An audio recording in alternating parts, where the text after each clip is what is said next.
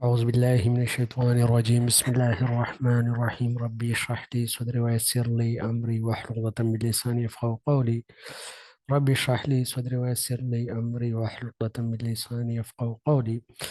इंशाल्लाह हम पढ़ेंगे आज क्वेश्चन नंबर 196 के बाद। 196 क्वेश्चन है, what is famous things of your district sorry, आपके ज़िले का मशहूर चीज़ कौन सा है। तो ये भी एक क्वेश्चन पूछा गया है इंटरव्यू से, इंटरव्यू में।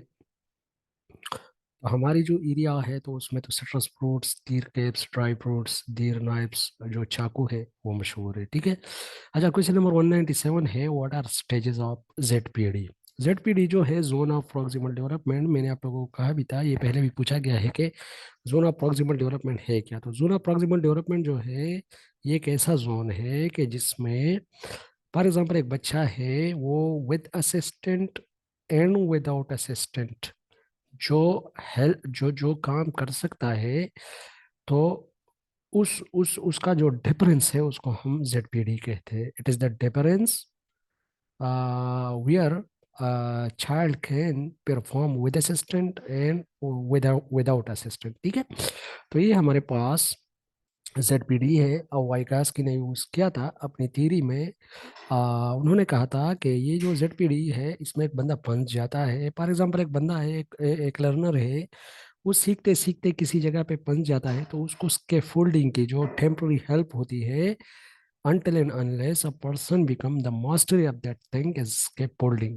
तो जो scaffolding होती है वो बच्चे को दिया जाता है, और scaffolding के बाद जो है उसी स्टेज को एक बच्चा जो है सक्सेसफुली क्या करता है, उसे गुजारता है। ठीक है। तो assisted performance and non assisted performance. ठीक है। फिर full internalisation and D automisation, इसके स्टेजेस है। असिस्टेड परफॉर्मेंस का मतलब ये है, एक बच्चा सीख रहा है, आप उसको हेल्प कर रहे हो, लर्निंग विद हेल्प। ठीक है। उसको हेल्प प्रोवाइड किया जा रहा है विद हेल्प विद असिस्टेंस। जो परफॉर्मेंस वो शो कर रहा है, दिस इज असिस्टेंट परफॉर्मेंस।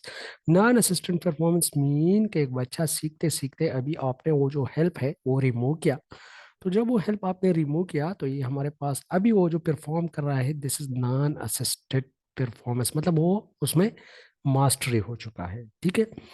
या एक बच्चा है वो दरख्त पर चढ़ रहा है, नहीं चढ़ सकता, तो फर्स्ट उसको असिस्टेंट परफॉर्मेंस की जरूरत होती है, उसको हेल्प की जरूरत होती है। देन जब वो परफॉर्म करेगा तो नॉन असिस्टेड परफॉर्म करेगा, वो सीख जाएगा। आपने एक दफा उसका हेल्प किया तो उन्होंने सीखा। ठीक है।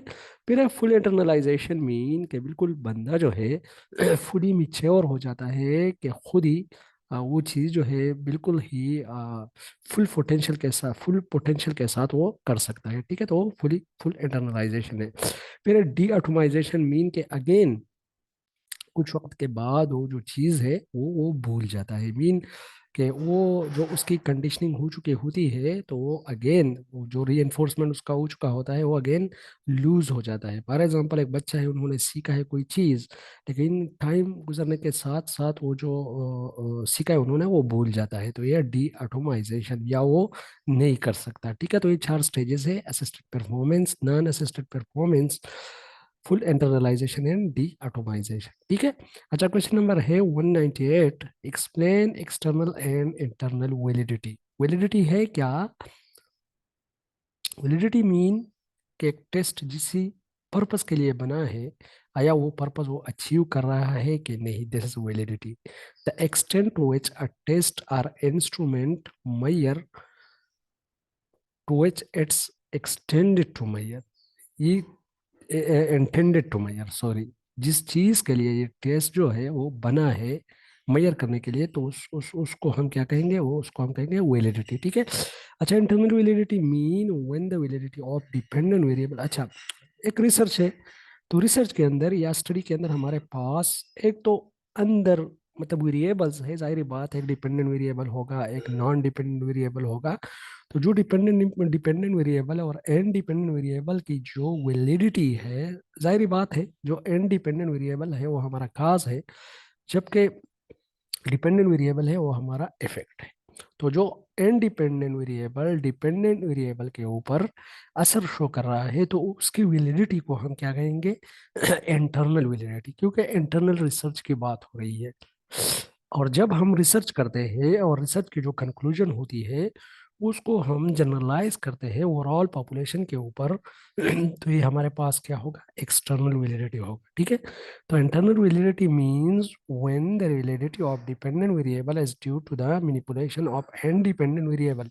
मैनिपुलेशन कहते हैं टू इंक्रीज और डिक्रीज द इफेक्ट और the treatment of a variable to show has effect against other variable। ठीक है, किसी भी वेरिएबल का जब हम असर कम या ज्यादा करते हैं तो उसको हम मैनिपुलेशन कहते हैं। तो इसमें जो क्या होती है, dependent variable as due to the manipulation of independent variable and not from other variable. मतलब रिसर्च के अंदर इंडिपेंडेंट वेरिएबल जो है वो डिपेंडेंट वेरिएबल को इफेक्ट कर रहा है, तो उसकी वैलिडिटी को हम इंटरनल वैलिडिटी कहेंगे। External validity is when the result is generalized on the population outside sample. जब आउटसाइड सैंपल हम जनरलाइज करें, जाहिर बात है रिसर्च की लास्ट जो उसका प्रोसेस वो जनरलाइजेशन है। जब हमने कंक्लूजन ड्रा किया किसी रिसर्च की स्टडी से, तो उसी कंक्लूजन की हमने जनरलाइजेशन करनी होती है। तो आउट ऑफ सैंपल मतलब अपने रिसर्च के सैंपल के अलावा, फॉर एग्जाम्पल अभी मैं अपने डिस्ट्रिक्ट में रिसर्च कर रहा हूँ, तो मैंने सैंपल सेलेक्ट किए। तो वो जो सैंपल थे, मैंने ये कहा कि हमारे डिस्ट्रिक्ट में एजुकेशन की जो लो क्वालिटी है इसके रीज़न क्या है। तो मैंने 2 3 या 4 5 स्कूल सेलेक्ट किया, उस पर रिसर्च किया। तो अभी मैंने जो कंक्लूजन दिया वो ये दिया कि ओवरऑल जो डिस्ट्रिक्ट है उसमें यही रीजंस है, specifically low quality of education की। तो ये जो हमारी है ये जनरलाइजेशन है। मैंने अपना स्टेटमेंट जो है जनरलाइज किया ओवरऑल द डिस्ट्रिक्ट पॉपुलेशन। ठीक है, तो अभी जो ये इसकी अगर हम वैलिडिटी देखें तो दिस इज एक्सटर्नल वैलिडिटी, इसको हम एक्सटर्नल वैलिडिटी कह सकते हैं। ठीक है, अच्छा जी, question number 199, what is role of ICT in education? Information, communication and technology. अगर हम देखें 3 अल्फाज से आईसीटी बना है। इंफॉर्मेशन क्या होते हैं, कम्युनिकेशन क्या होते हैं, टेक्नोलॉजी क्या होती है। ठीक है, तो ये अलग सा क्वेश्चन है, लेकिन आईसीटी का एजुकेशन के अंदर बहुत ही ज़्यादा रोल है। आजकल तो जो चीज़ें हैं साइबर गाजी की बात हो रही है, ई असेसमेंट की बात हो रही है, ई टेक्नोलॉजी की बात हो रही है, ई क्लासरूम्स की बात हो रही है, ग्लोबल और कनेक्टेड क्लासरूम्स की बात हो रही है। तो ये सारी चीज़ें हमारे पास आईसीटी का रोल है एजुकेशन के अंदर। It is use for information, communication and technology for what? For assessing, storing, assess करना, जो हम ई असेसमेंट करते हैं, जो हम स्टोरिंग करते हैं इसके अंदर डेटा को, जो लॉन्ग टर्म के लिए हमारे पास स्टोर होता है, मैनिपुलेशन, जो हम इसकी मैनिपुलेटिंग, जो हम इसकी मैनिपुलेशन करते हैं डेटा की, and transmission of information, computer, TV, mobile, radio etcetera. ये सारी चीज़ें हमारे पास जो है एजुकेशन के अंदर हम यूज़ कर सकते हैं, किसके लिए? कि उसमें इम्प्रूवमेंट ला सके। ठीक है, तो यह है role of ICT in education. बहुत ज़्यादा रोल इसका बनता है। आजकल तो सारी चीज़ें कंप्यूटराइज हो चुकी है, डिजिटल एरा है। ठीक है, अच्छा जी, question number 200, what is factorial design? एक होता है सिंगल वेरिएबल डिज़ाइन, एक होता है फैक्टोरियल डिज़ाइन। फॉर एग्जाम्पल हम कहते हैं कि what is the effect of multimedia on learning. तो मल्टीमीडिया एक फैक्टर है और लर्निंग इसका दूसरा जो है वो हमारे पास लर्निंग जो है इसका दूसरा वेरिएबल है। तो अभी जो हमारे पास मल्टीमीडिया है, दिस इज इंडिपेंडेंट वेरिएबल। जो उसका इफेक्ट शो हो रहा है लर्निंग के ऊपर, this is dependent variable.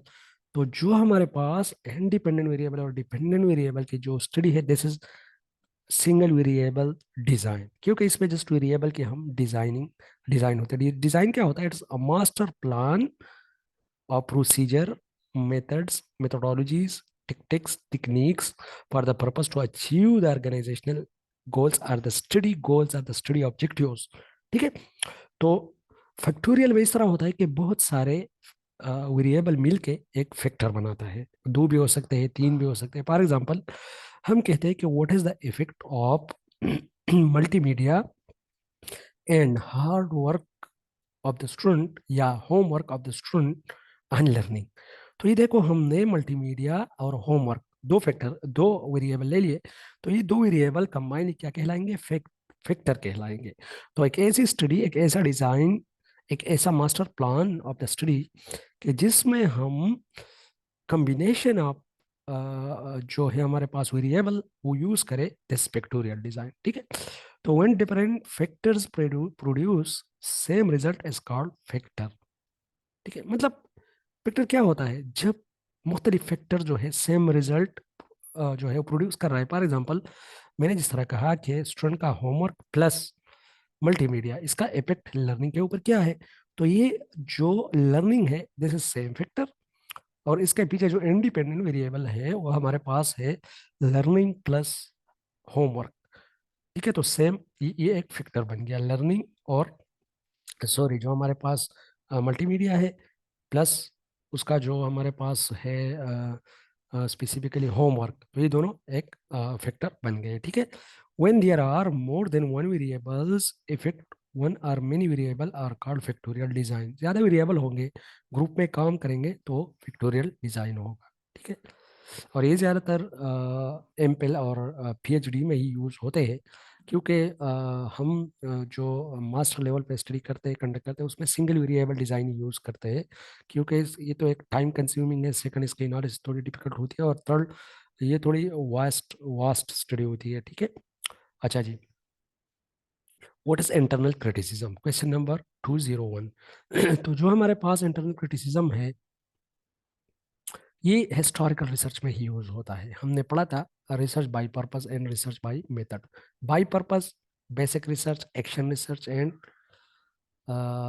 Basic research, एक है एक्शन रिसर्च, और थर्ड कौन सा है, एंड अप्लाइड रिसर्च। ठीक है, तो ये हमारे पास रिसर्च बाय पर्पस थे, और रिसर्च बाय मेथड जो है वो तीन है, historical research, descriptive research and historical, descriptive and experimental research. तो ये तीनों जो है ये हमारे पास है रिसर्च बाय मेथड के टाइप से। तो जो हमारे पास हिस्टोरिकल रिसर्च है उसमें हम यही चीज स्टडी करते हैं, टू स्टडी द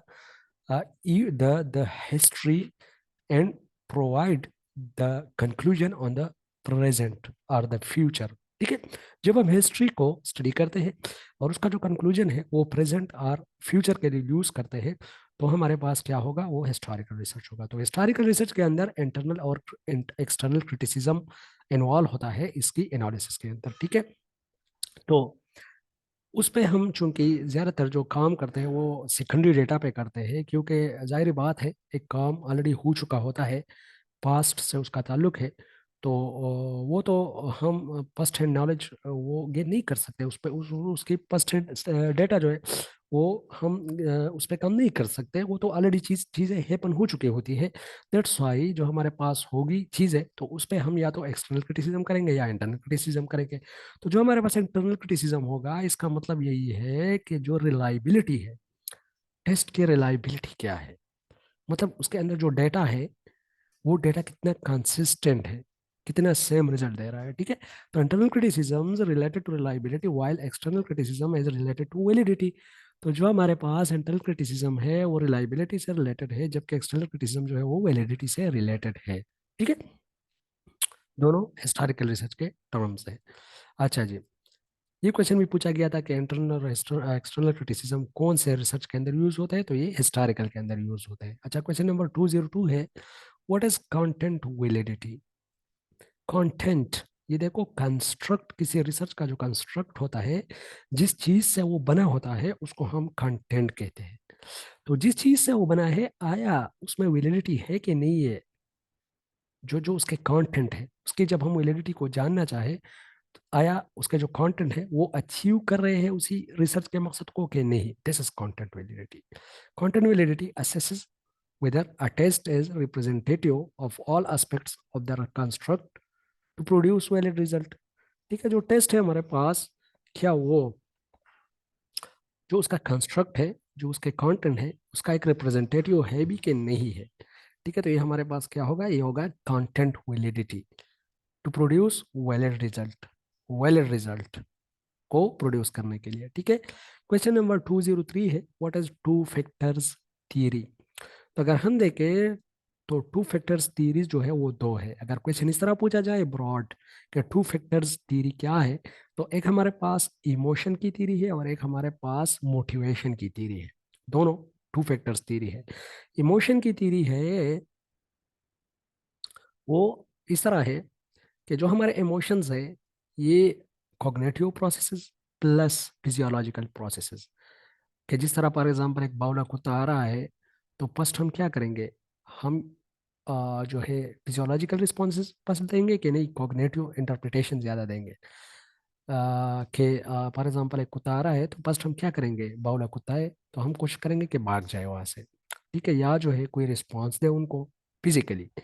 ठीक है, तो कुछ जो है साइंटिस्ट कहते हैं, कुछ हमारे पास जो इमोशन को स्टडी करने वाले होते हैं फिलोसफर्स, वो कहते हैं कि जो हमारे पास ये जो इमोशंस है इसका ताल्लुक मेंटल प्रोसेस के साथ है। कुछ कहते हैं कि नहीं, इसकी ताल्लुक जो है फिजियोलॉजी के साथ है। पहले हमारे पास फिजिकल चेंजेस आते हैं उसके बाद हमारे पास इमोशन आते हैं। कुछ कहते हैं कि नहीं, पहले हमारे पास मेंटल प्रोसेस आते हैं उसके बाद हमारे इमोशन आते हैं। और वो एग्जांपल ये देते हैं कि फॉर एग्जाम्पल एक कुत्ते को जब हम देखते हैं, बावले कुत्ते को, तो फर्स्ट हम भागने की कोशिश करते हैं या उसको रिस्पॉन्स देने की कोशिश करते हैं। फिर उसके बाद हमारी जो थ्रिम्बलिंग होती है, जो हमारी बॉडी के जो पसीना आना शुरू हो जाता है, हम डर जाते हैं। तो ये जो फिजियोलॉजिकल रिस्पॉन्सेज है ये पहले आते हैं। ठीक है, और कुछ कहते हैं कि नहीं कॉग्निटिव पहले आते हैं, हम पहले इंटरनलाइज करते हैं, हमें डर लगता है, फिर उसके बाद जो है हम भागना शुरू कर देते हैं। जो कि कॉग्निटिव प्रोसेस पहले आते हैं और फिजियोलॉजिकल बाद में आते हैं। ठीक है, तो ये जो थ्योरी है ये इसी ही दो पिक्चर्स पे जो है बहस कर रहा है। This theory was presented by Singer Sketcher. It says that the emotion is depending upon two factors. क्या है, एक physiological response and its cognitive interpretation. दो पिक्चर्स। ठीक है, अच्छा, two picture theory of motivation was also presented by Herzberg. Herzberg जो है उन्होंने टू फैक्टर ऑफ मोटिवेशन दी थी। कौन कौन से टू फैक्टर है, एक है सेटिस्फायर्स और एक है डिससेटिस्फायर्स। सेटिस्फायर्स वो चीज़ें होती है जो आपको जॉब के अंदर क्या करती है, सेटिस्फाई करती है। फॉर एग्जांपल आपको एक अच्छा माहौल दिया जाता है, एक आपकी जॉब की जो सिक्योरिटी है, तो ये सारी चीज़ें हमारे पास सेटिस्फायर में आते हैं। नॉन सेटिस्फायर वो है जो कि फॉर एग्जांपल हम, या डिससेटिस्फायर सॉरी, वो है कि फॉर एग्जांपल आपको सैलरी नहीं मिलती तो आप तो डिससेटिस्फाई होते हो। ठीक है, आपको जॉब जो है उसमें उसकी डिमोशन होती है, आप डिससेटिस्फाई होते हो। तो बेसिकली टू फैक्टर थ्योरी में कुछ 14 फैक्टर्स ऐसे आइडेंटिफाई किए गए थे कि ये किसी भी स्पेसिफिक जो है एम्प्लॉय के लिए वो ज़रूरी होती है एक इंडस्ट्री के अंदर, ऑर्गेनाइजेशन के अंदर काम करने के लिए। और उसको उन्होंने डिवाइड किया था ये हर्ट्सबर्ग ने टू मेन फैक्टर्स में। एक को मोटिवेशन या मोटिवेटिंग फैक्टर का नाम दिया गया था और दूसरे को हाइजीनिक फैक्टर, जो कि सेटिस्फायर्स और डिससेटिस्फायर्स के नाम से भी जाने जाते हैं। ठीक है, two factors theory of motivation was also presented by Herzberg, which stated that there are mainly 14 factors which can be divided into motivating factors, जिसको हम सेटिस्फायर्स कहते हैं, हाइजीनिक फैक्टर्स जिसको हम डिससेटिस्फायर्स कहते हैं। मतलब जो आपको ना मिले हाइजीनिक फैक्टर तो आप डिससेटिस्फाई होते हो। और जो मोटिवेटिंग फैक्टर्स होते हैं तो उसमें हमारे पास जो है स्पेसिफिकली हमारा जो लर्निंग एनवायरनमेंट है, जो हमारा सोशल सिक्योरिटी है, जो टिनेवर की जो सिक्योरिटी है, तो ये सारी चीज़ें हमारे पास मोटिवेटिंग फैक्टर के अंदर ही आते हैं जो हमें सेटिस्फाई करते हैं हमारी जॉब के अंदर। ठीक है, या किसी भी एम्प्लॉय को जॉब के अंदर। क्वेश्चन नंबर 204 है, what is behaviourism and connectionism approach in learning. तो अगर हम देखें तो बिहेवियरिज्म का तो बहुत ही ज़्यादा जो है डोमिनेंट इफेक्ट रहा है लर्निंग के ऊपर। बिहेवियरिज्म कहता है कि लर्निंग एज, अच्छा नीचे बिहेवियरिस्ट का डिफिनीशन भी लिखा गया है क्वेश्चन नंबर 205 में, तो इसको साथ ही में पढ़ते हैं। ये देखो, behaviourist, how behaviourist define learning, question number 205 है। Learning mean permanent change in the behaviour because of teaching. जब किसी स्पेसिफिक लर्नर के बिहेवियर में चेंज आता है लर्निंग की वजह से, तो उसको हम क्या कहते हैं, उसको हम लर्निंग कहते हैं, या सॉरी टीचिंग की वजह से उसको हम लर्निंग कहते हैं। ठीक है, अच्छा, तो बिहेवियरिज्म और कनेक्शनिज्म जो है ये अप्रोचेस लर्निंग में क्या है। Behaviourism learning approach associated to Watson. Watson इसका फाउंडर है बिहेवियरिज्म का। आइवन पॉलिप भी है, बी एफ स्किनर भी है, जिन्होंने क्लासिकल कंडीशनिंग और ऑपरेंट कंडीशनिंग का जो कॉन्सेप्ट दिया है। आइवन पॉलिप ने classical conditioning, while B F Skinner जो है इन्होंने ऑपरेंट कंडीशनिंग का कॉन्सेप्ट दिया था। This approach explain that learning is related to total observable behaviour. मतलब लर्निंग का ताल्लुक बिहेवियर के साथ है। अगर आपके बिहेवियर में कोई चेंज शो हो रहा है, it's mean you have learn something. आपने झूठ बोलना बंद किया है, आप जो है ट्रूथफुलनेस बन गए हो, ट्रूथफुल बन गए हो, तो मीन कि जो आपका जो बिहेवियर है वो चेंज हुआ है, you have learn something. Learning takes place with interaction of learner to environment. ये एनवायरनमेंट पे बहुत ज़्यादा फोकस करता है ये बिहेवियरिस्ट। ये कहते हैं कि जो हमारा एनवायरनमेंट है इससे ही हम सीखते हैं। कंडीशनिंग पे बात करते हैं, मतलब जो हम एक स्टिमुलस के साथ दूसरा स्टिमुलस अटैच करके जो हम स्ट्रेंथन करते हैं या रिमूव करते हैं किसी भी स्पेसिफिक बिहेवियर को, कंडीशनिंग होती है। या री एनफोर्समेंट मीन स्ट्रेंथिंग, जो कि कल के लेक्चर में हमने पढ़ा था। री एनफोर्समेंट में हम स्ट्रेंथन करते हैं किसी स्पेसिफिक बिहेवियर को। इसमें एक नेगेटिव री एनफोर्समेंट है, एक पॉजिटिव री एनफोर्समेंट है। नेगेटिव का मैंने आपको कहा था कि जब किसी भी स्पेसिफिक एक न्यूट्रल स्टिमुलस है, एक उसके साथ दूसरा स्टिमुलस हम अटैच करते हैं, तो एक को जब हम इंक्रीज करते हैं इसीलिए कि जो हमारा रिस्पॉन्स आ रहा है उसको हम स्ट्रेंथन करें, तो दिस इज पॉजिटिव रेनफोर्समेंट। या अगर एक को हम डिक्रीज करना चाहे, किसके लिए कि जो हमारे पास जो असर आ रहा है, रिस्पॉन्स आ रहा है, उसको हम डिक्रीज करें, this is negative sorry increase करें। री में स्ट्रेंथ नहीं होती है, इसमें हम डिक्रीज नहीं कर सकते किसी चीज़ को। मतलब किसी बिहेवियर को हम डिक्रीज नहीं करते, इसमें हम स्ट्रेंथन करते हैं। री का मतलब भी है स्ट्रेंथन करना। अच्छा, रिवॉर्ड पनिशमेंट जो कि ऑपरेंट कंडीशनिंग के कॉन्सेप्ट है। अगर किसी बच्चे को रिवॉर्ड अच्छे मिलते हैं तो वो बार बार कोशिश करता है कि उसको वो जो है वो काम करे। जिस तरह थोंडाइक भी कहता है लॉ ऑफ इफेक्ट में, कि अगर इफेक्ट खुशगवार हो, प्लीजेंट हो, तो एक लर्नर बार बार कोशिश करता है कि वो उसको करे। ठीक है। पनिशमेंट एंड प्रोग्राम लर्निंग जो कि बहुत ज़्यादा इंपॉर्टेंट है, बी एफ स्किनर ने दिए थे। प्रोग्राम लर्निंग जो है ये भी ऑपरेंट कंडीशनिंग पे ही बेस है। ठीक है। जिसमें जो एक बच्चा थ्रू कंप्यूटर या through some sort of software जो टेस्ट है वो अटेम्प्ट करेगा, और जो उनको अंदर रिस्पॉन्स जो है ऑन द स्पॉट उनको रिस्पॉन्स मिलेगा कि आपने ये जो अटेम्प्ट किया ये ठीक है या गलत है, और ऑन द रिस्पॉन्स उसकी करेक्शन भी होती है before moving to next objective और एनी सॉर्ट ऑफ क्वेश्चन। तो उसमें बच्चे की क्या होती है, एक एक बच्चे को एक मजा आता है, एक लर्नर को एक मजा आता है और वो मोटिवेट होता है। दैट्स व्हाई बीएफ स्किनर ने प्रोग्राम लर्निंग का कंसेप्ट भी दिया था। Also it is a prominent characteristics of behaviorism। ये behaviorism के characteristics हैं। Connectionism was given by George Simon and Stephen Down, which reveal that learner are connected online through technology for learning। Learning के लिए learner क्या होंगे, online connected होंगे technology के जरिए। Connected classrooms enable students to learn the solution of the problem through browsing. Student connect होंगे एक दूसरे के साथ, वो सीखेंगे। It is also called alternative learning model and it's a model of digital era. देखो जाहिर बात है डिजिटल इरा का ही है, क्योंकि कनेक्शनिज्म है इसमें, कनेक्टेड है स्टूडेंट विद अ सोर्स और विद टेक्नोलॉजी। ठीक है। अच्छा, क्वेश्चन नंबर 205 तो हमने पढ़ा। लर्निंग क्या है? Learning mean permanent change in the behaviour because of teaching. ठीक है। तो आज के लिए इतना ही काफ़ी है।